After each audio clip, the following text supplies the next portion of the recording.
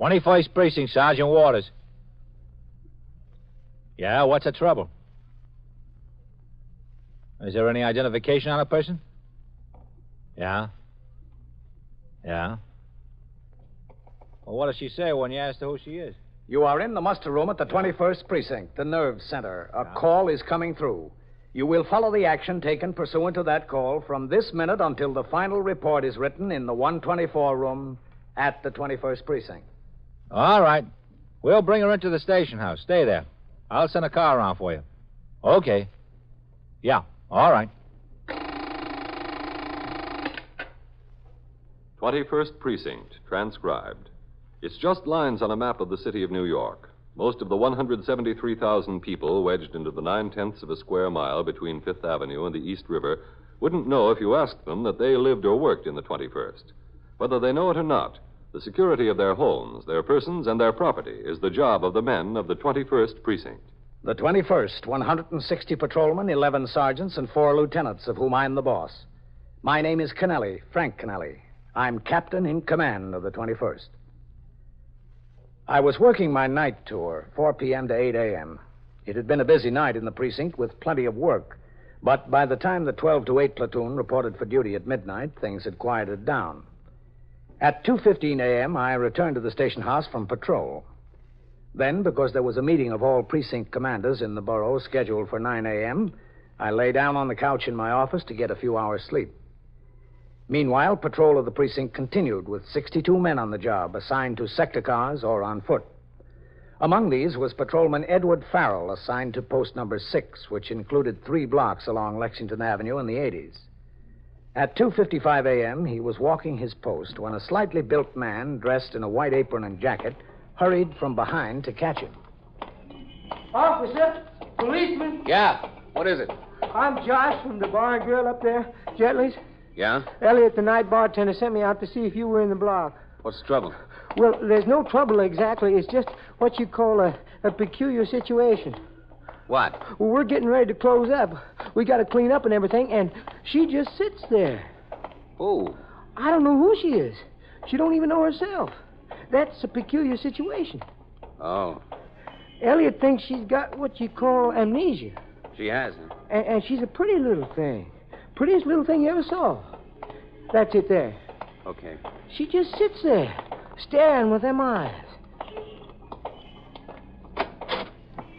See? Over there, in the back booth. That's her. I see. Well, what have we got, Elliot? That's what I'd like to know. She came in here about 11 o'clock. I'd say it was closer to 10:30. Well, around then. I kind of looked at her when she came in. She's not a bad-looking dish. She walked to that booth way back there, and there she sits yet. She hasn't moved hardly an inch. Not drunk, is she? Are you kidding? She ordered one drink when she came in, and there it still sits in front of her. She hasn't touched it. All the ice melted and everything. There it sits. How do you like this? The one night the whole gang cleans out early before closing time and aren't hanging around here crying for one more drink. The first night that happens in 2 weeks, and I think I'm going to get out early. This has to hit me. Did you talk to her? Yeah, I talked to her. We both talked to her. What'd she say? She don't make sense. She doesn't know her name? She don't know anything. Well, she looks like she should know something. Pretty girl. And those are nice clothes she's got on. Yeah? Look, I could put her out on the street, you know, but she might be sick. I didn't want to take the chance on doing that. I could just go over there and said, okay, honey, closing time, and she'd be out on the street. But if something's wrong with her, I just don't want that to be on my conscience. All right, let me talk to her. Now, get busy, Josh. Start sweeping up. Let's get out of here early. That's okay with me. You two stay here. I never complain about getting out early. Hi there. Hello. Hello. I understand you're not feeling so well. I feel all right, officer. Oh, that's good.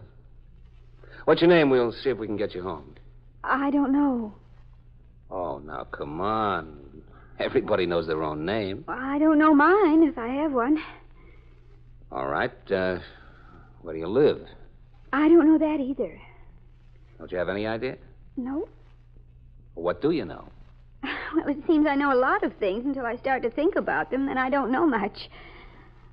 Well, do you know who's president of the United States? Oh, yes, sure. Don't be silly. Well, who is? General Eisenhower. Good, good.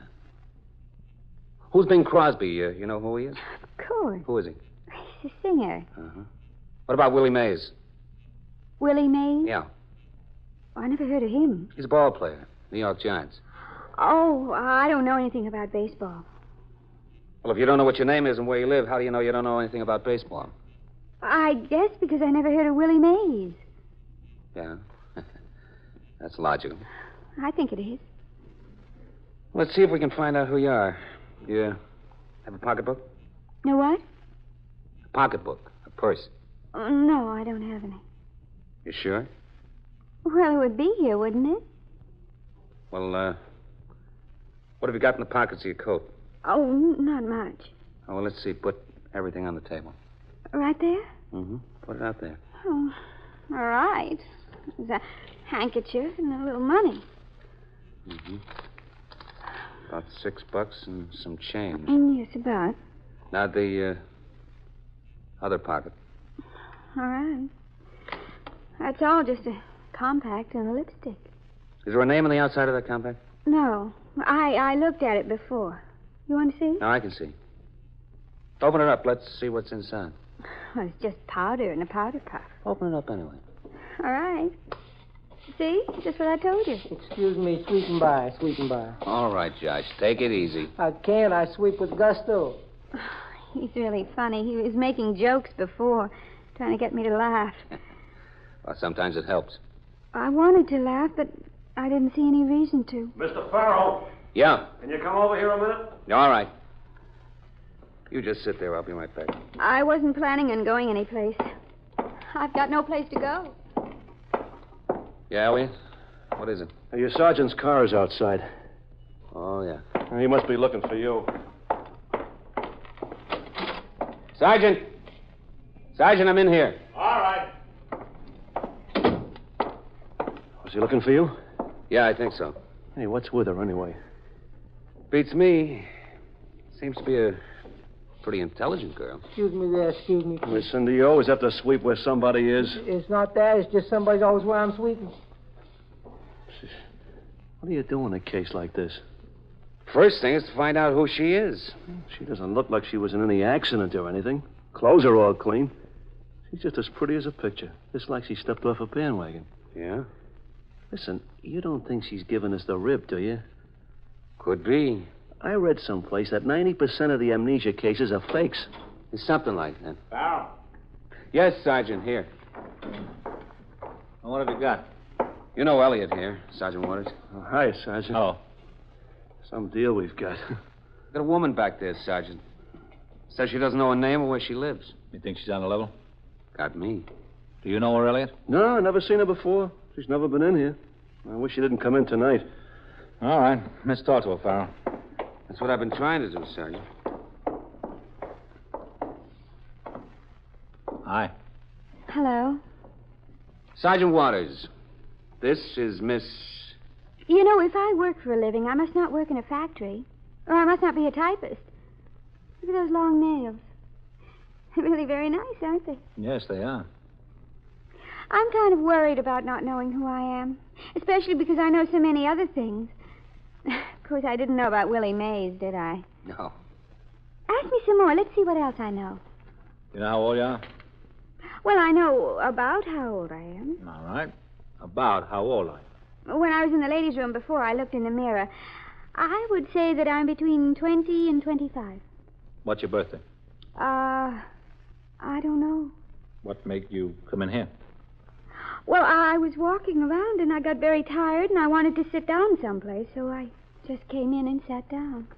You didn't drink any of your drink? I really didn't want it, but I thought I ought to order something. Don't you drink? Oh, I don't really know. Maybe I do and maybe I don't. The reason I didn't drink any of it is because if I don't drink, I didn't want to start now. Would you like a cigarette? No, thanks. I don't know whether I smoke either. This is really very nice of you to bother like this. It's considerate when people go out of their way to help someone else. It's all part of the job, lady. Oh, yes, I guess it is. How do I find out who I am? There are ways. Well, how, for instance? Well, we can take your fingerprints. We can have them checked out here and in Washington. Oh, that won't do any good. I was never fingerprinted before. You have to have been fingerprinted before you can find out who someone is that way, don't you? If you don't remember anything, how do you know you've never been fingerprinted before? Well, I really don't know for sure. Well, how could you even guess that you weren't? Because my memory might be gone, but my intuition isn't. My intuition tells me I've never been fingerprinted before. And your intuition is probably right. Probably. But most likely someone will have reported a young woman about your age, height, weight, and coloring missing. We'll have that description on file. If it matches, we'll just get hold of that person and have them come down to meet you. Who would that person be, for instance? Oh, mother, father, husband? Do you think I'm married? I wonder if I am. Well, you don't have on a wedding ring. No, I don't, do I? But that's not necessarily a sure sign. There are lots of women who are married that don't wear wedding rings. I wonder if I am married. I know what kind of man I'd like to be married to. Listen. Yeah? Does this happen very often? I mean, people losing their memory like I did? Oh, yeah, there's hundreds of cases like that every year in the city of New York. New York? Yeah, that's right. Am I in New York? You sure are. Oh, you're kidding me. Are you from someplace other than New York? Well, I know I'm not from New York. If I lived in New York, I'd know it. That's one thing someone would know, to live in a city like New York. Don't you think? I mean, even if they didn't know their own name or where they lived. I mean, what address. They'd know they were from New York City. All right, sure, you're not from New York City. That's settled. On the other hand, I might be. If I don't know who I am or where I live, I might very well be from New York, although I don't think I am. Isn't that reasonable? Miss, I'm beginning not to know what's reasonable and what isn't. Excuse me, sweeping through there, please. Hey, Josh, get away from there. All right. Sweeping through. Excuse me, please. Well, have you decided what you're going to do with me? I mean, what happens to me where I go? Well, right now you're going to the station house. And from there? That depends on how fast you remember who you are. You are listening to 21st Precinct, a factual account of the way police work in the world's largest city. You made a little remark to a friend one day, and it got passed around. By the time it reached the authorities, it had been twisted and changed so that it wasn't your statement anymore. But that didn't make any difference.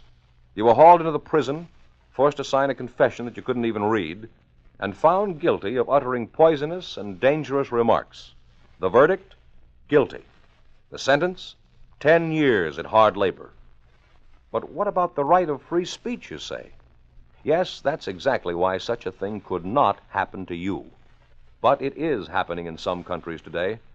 The difference between these countries and yours is that you are guaranteed the right to free speech. Now get that word guaranteed. You're not allowed, not permitted, but guaranteed the right to say what you want, where you want, any time you want. It's in the first article of your Bill of Rights. It says, Congress shall make no law abridging the freedom of speech or of the press. The lecture halls and the auditoriums, the soapbox in the park, the conversations among friends, well, they're all examples of free speech. They had their birth in the town meetings of our ancestors. They'll still be there for our children and for future generations. No one can take it away from us or from them. No one can make a law against free speech. It's guaranteed to us, permanently. It's one of our freedoms. Now back to 21st Precinct and Captain Kennelly. The established function of the Detective Division, Police Department, City of New York, is the investigation of crime. Only one other specific duty is assigned the detectives. That is the location of missing persons and establishing the identity of unidentified persons. The specialists in this field are detectives in the Missing Persons Bureau, one of the several central office bureaus and squads. But each case is still the responsibility of detectives in the precinct in which it originates. The young woman, an apparent amnesia victim, was brought to the station house in the custody of Patrolman Farrell. There, at the direction of the desk officer, she was taken to the 21st Detective Squad on the second floor. In the meantime, I had awakened and walked out into the muster room where Sergeant Waters was on telephone switchboard duty and Lieutenant Harry Snyder was desk officer. You didn't sleep long, Captain. Oh, I did well enough. What's doing? It's been pretty quiet, Captain. That's good. I think I'll go out on patrol, Lieutenant. You got a car handy? Yeah, sure, Captain. Sergeant. Yes, sir. Have number 3 come by to take the captain on patrol. Yes, sir. what do you say, Lieutenant? Oh, hi. Joe Board, Sanitation Department driver, District 8. What's the trouble, Joe? No trouble, Lieutenant. Hello, Captain. Aye? I found this in the trash basket at 76 in Lexington. Oh, yeah? Yeah, I was just laying there. I figured a thief grabbed the purse off some lady, took the money out, and threw it away in the Department of Sanitation trash basket. Isn't that right, Captain? Well, that looks like about the story, yeah. What was it, just laying on top? Right in the basket. You know, like somebody threw it in as they was walking past. Everything in here but money. Yeah. There's a wallet and a cigarette lighter. Surprised he didn't keep the lighter. Usually all thieves want is cash. And all kinds of identification in there. A woman lives in Maryland. There's a car registration, operator's license, and all that. Okay, Joe, we'll check it out. Good. You know my name, Joe Board, Department of Sanitation, District 8? Yeah, Joe, I'll put it on the report. Okay. Thank you, Joe. Oh, don't mention it, Captain, anytime. Well, I'll get back to hustling ash cans. See you. Okay. A nice-looking pocketbook, Captain. Yeah. And a nice wallet. But she lost quite a few bucks. Yes, sir, quite a few bucks. You know what this leather in the wallet is? Ostrich. Genuine ostrich. No? That's the most expensive stuff to make wallets out of. Captain, car's in on the way for you. Okay. What's the name in there? Maryland operator's license. Evelyn Burges, age 24, Sage Hill Road, Hobart, Maryland. Yeah. Blonde hair, blue eyes, 5 feet 2 inches, 108 pounds. Well, I wouldn't care if she walked in here right now, Captain. It's been a dull night. The same on the registration? Yes, sir. Evelyn Burgess, Hobart, Maryland. Oh. Probably visiting New York, and somebody grabbed her purse. Yes, sir. That's what it looks like. Hello, Harry. What's doing? Awful quiet, Matt. Captain? Oh, Matt.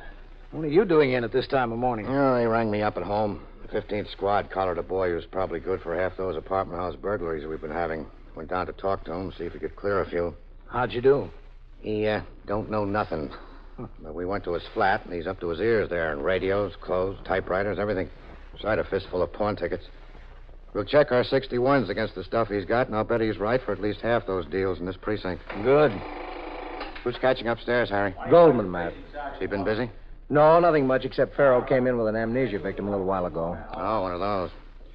Well, Captain, Yes, Matt? I've got those pictures of that bungalow out on the beach I'm considering. They came yesterday. Oh, have you? Got them up on my desk. Want to take a look at them? Yeah, I think I'd like to, Matt. Ring me when the car comes, Sergeant. I'll be up in the detective squad. Yes, sir. It's a sweet little place, Captain. Well, according to your description, it sounds it. Half a block from the beach. Price is right. What else do I want? Well, you'll never spend any time there, Matt. I'll spend some time there. Well, you sleep here more than you do at home now. Well, be good for my wife and the kids. It'd be fine for them. Now, look, we want to help you. That's all we're trying to do. I know it. Hello, Goldman. Lieutenant. Hello, Captain. Hi, Captain. Aye. What have you got? Farrell brought her in, Lieutenant. She was sitting in a bar and grill over on Lexington Avenue at closing time. She doesn't know who she is or where she lives or much of anything. Were you hurt, young lady? No, not that I know of. You getting a policewoman up here? Yes, sir. The desk officer phoned down to the 19th Precinct for one. What do you need a policewoman for? Well, there might be some labels in your clothes that'll help us. I've got the pictures in my desk, Captain. Oh, excuse me. Yes? Well, I mean, supposing you can't find any labels in my clothes and supposing you can't find out who I am, what happens to me? You know, I can't sit around the police station all my life just because I don't know who I am. Well, if we don't get some results very fast, we'll let the doctors try to see if they can help you remember. What doctors? Where? At Bellevue. You mean psychiatrists? Yes. They can find out what it's all about in a hurry. Oh. Okay, man. You see? It's got this porch all the way across the front. Oh, just a second, Matt. I want to talk to her. I really don't see any reason for a psychiatrist. Well, maybe he can help you. Excuse me, miss. Yes. Were you all alone when the officer came and talked to you? Yes, that's right, all alone. Mm-hmm. Where was this? In some bar. On Lexington Avenue? Well, I don't know exactly on what avenue. It was Lexington Avenue, Captain. What was your idea of going into a bar, Miss Burgess? Well, I went in there because I wanted to sit down. I was tired. Your name is Evelyn Burgess, isn't it? I don't know. I don't know what my name is. You live on Sage Hill Road in Hobart, Maryland. Isn't that right? You wrapping one up for us, Captain? I think so, Matt. That's right, isn't it, Miss Burgess? That's where you live, isn't it? I don't know. You have blonde hair, blue eyes. You're about 5 feet 2 inches, and you weigh about 108 pounds. Well, what does that mean? Ordinarily, it wouldn't mean a thing. Now, look. We've got a woman's purse downstairs that was thrown away in a Department of Sanitation trash basket. There's a motor vehicle operator's license in there in the name of Evelyn Burgess. The description on there fits you. That doesn't mean anything either. I know that doesn't mean much in itself. But the purse is made out of leather that exactly matches your belt and your shoes. Now, you don't want to carry this on any further, do you, Miss Burgess? It's Mrs. Burgess. This whole amnesia thing is just a fake. Isn't that right? Yes, that's right. One great big fake. 21st Squad. Well, what's the Detective reason Goldman. for it? Well, Excuse me, Captain. Sergeant Waters is ringing up here. He said the car's come by the house for you. Oh, well, tell him I won't be going out on patrol now. Yes, sir. I had a Captain good says he won't be reason. going out on patrol now. A very good reason. Yeah. It better be good. You've wasted a lot of time for a lot of people. These officers are supposed to be out catching robbers. Don't mind helping people that really need help. We're glad to do it. If you put on a fake act like this, how do you think we feel? Oh, I'm sorry. Excuse me, Carl. Can I get in this desk? I've got to type them 61s. Oh, yeah, sure. Fine, Miss Burgess. Let's move over here. Come on to my office. Come on, Farrell. Yes, sir. I really didn't mean to do anybody any harm or cause any trouble. But you sure did. Well, I said I was sorry. Now, you want to sit down right there? Farrell, come here. Yes, sir. I don't think there'll be any arrest in this case. You better get back on the job. Yes, sir. Thank you, Captain. Where did that policeman go, that Mr. Farrell? He's very nice. He went back to work. You wasted enough of his time, didn't you? Yes, I guess I did. All right. What was the idea? Whose benefit was this for? Not ours. No, not yours. Whose then? Well, mine, I guess. All right, let's have it. Well, you see, I'm married to this boy. He's very nice. He lives down there in Hobart. Hobart, Maryland. Yes. His father's a lawyer, his grandfather's a lawyer, and he's a lawyer. They're the only lawyers in Hobart. And really, things get kind of dull. Not my husband. I mean Hobart. Nothing happens. Didn't you know that before you got married? Well, you see, I came from Baltimore. I met him there. That's where he went to school. I see. And we got married and we moved to Hobart. Well, it just got to be so bad that I had to come to Baltimore every once in a while to see my friends and my sisters, you know. It just got so bad I couldn't stand it. I had to get away from Hobart. Just a little relief from those same people and those same faces and the same smile in the grocery store and same everything. So today was one of the days I drove to Baltimore. Yeah? And while I was driving, I got to thinking, I never want to go back to Hobart again. So I left my car in the garage in Baltimore, and I got on a train, and I came to New York. I thought coming to New York would be best. Best for what? Well, best to get away from everything. I wasn't going back. I was never going back. I was going to get a job here. I was going to settle down. I was going to make a career for myself, and finally, when I got good and established, I was going to write and tell him I wanted a divorce, and that would be it. I thought I could get into television or something like that. You sure got off to a fine start. You end up in a police station not 24 hours after you arrive. Well, that was really on purpose. Oh, was it? But I got to thinking maybe it wasn't a real brilliant idea. I'm inclined to agree with you. But anyway, I was determined to go through with it. I walked around, and then all of a sudden it was dinner time, and I knew that I had to eat alone. I had no one to keep me company and no one to eat with, and I got to thinking, well, maybe it really was a mistake, really a mistake. You certainly realized it a little late. I know I did. And I had to do something about it. How could I explain to him that I was in New York and how I got here and why I came and why I wasn't in Baltimore where I said I would be and everything like that? So you invented the amnesia story. Well, I couldn't think of anything else. Well, you could have thought of something more original. Well, I know it's not exactly something new, but he would have believed it. We had a little auto accident 2 or 3 weeks ago. I wasn't hurt, but I did get a bump in the head. Oh, did you? Yes, I did. And, well, it really wasn't anything. The doctor examined me, and he said I was all right. But I thought maybe my husband would take that into consideration and believe the story on account of it. And he'd come up to New York and get you. Yes, that was the idea. I really want him. I want to go back. I don't care about him living in Hobart. All I wanted was him. Honestly. That's the truth. You can say anything you want to say, but that's the truth. I want to go back to him. But what do we do about your wasting all our time here and making a false report to an officer? I didn't make any false report. Is there a law against telling someone I don't remember anything? There's no law against that. All I said was I didn't remember. Well, I guess she's got us there, man. Yes, she has. All right. I suppose we'll have to get in touch with your husband. What are you going to tell him? That you're here in the police station. Oh? Is there anything else you want to tell him? I wish you'd tell him that I really didn't remember my name and that I didn't know where I was or how I got here. Oh, you'll have to tell him that yourself.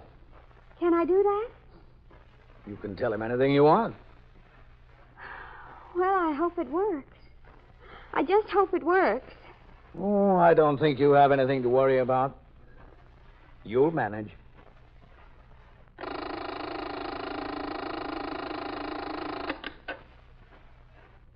21st Precinct, Sergeant Waters. Hit a what? A fire hydrant? Was anyone hurt? How bad? Where is this? Madison and what? Where's the driver of the car? Well, is water escaping? Is it knocked off completely? All right. I'll send the officers right over. Yeah. Okay. And so it goes. Around the clock, through the week, every day, every year. A police precinct in the city of New York is a flesh and blood merry-go-round. Anyone can catch the brass ring. Or the brass ring can catch anyone. 21st Precinct transcribed. A factual account of the way the police work in the world's largest city is presented with the official cooperation of the Patrolmen's Benevolent Association, an organization of more than 20,000 members of the Police Department, City of New York. Everett Sloan in the role of Captain Kennelly, Ken Lynch as Lieutenant King, Harold Stone as Sergeant Waters. Featured in tonight's cast were Gene Gillespie, Bill Quinn, Lawson Zerby, Frank Campanella, and Bill Lipton. Written and directed by Stanley Niss. Produced for CBS Radio by John Ives. Art Hanna speaking. 21st Precinct has come to you through the worldwide facilities of the United States Armed Forces Radio and Television Service.